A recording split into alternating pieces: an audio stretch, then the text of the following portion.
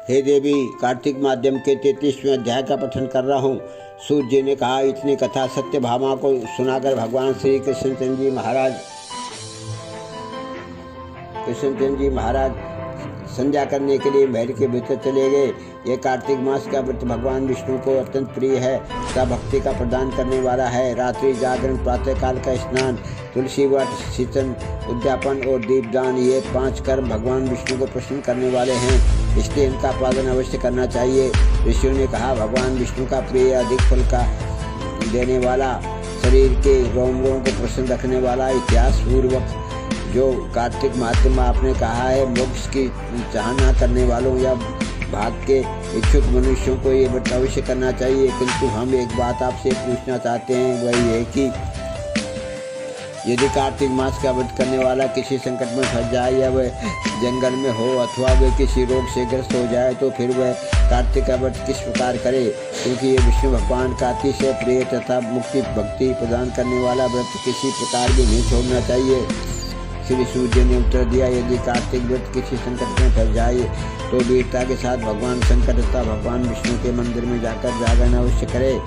यदि भगवान शंकर का मंदिर या भगवान विष्णु का मंदिर पास में हो तो जिस किसी भी देवता का मंदिर पास में हो उसमें जाकर रात्रि जागरण करे। अगर घना जंगल हो तो फिर पीपल के वृक्ष के नीचे अथवा तुलसी के वन में जाकर जागरण करे।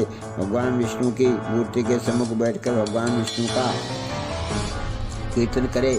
ऐसा करने से 1000 गौओं के दान के बराबर फल मिलता है। जो व्यक्ति विष्णु के कीर्तन में बाजा बजाता है उसको वाजपेयी यज्ञ के बराबर फल मिलता है और हरि कीर्तन में नृत्य करने वाले प्राणी को समस्त तीर्थों में स्नान करने वाला फल मिलता है। किसी संकट के समय या रोगी हो जाने पर यदि जल नहीं मिल सके तो केवल भगवान विष्णु के नाम मात्र से मार्जन ही करें।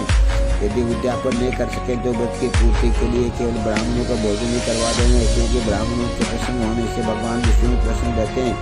यदि आप दीपदान नहीं कर सकें तो दूसरे के दीप की वायु आदि से भली भांति रक्षा करें।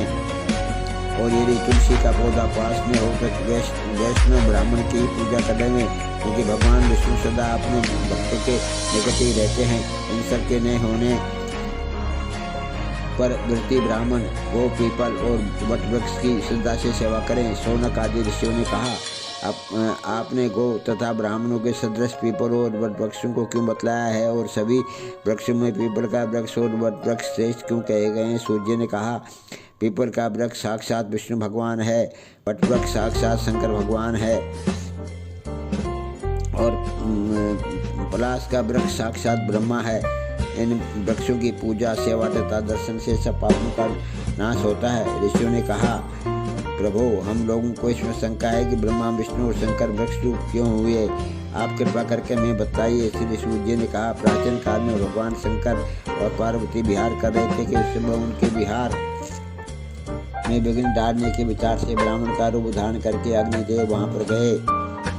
विहार के आनंद का नाश हो जाने के कारण से क्रोध में भरकर श्री पार्वती जी ने समस्त देवताओं को शाप दे डाला।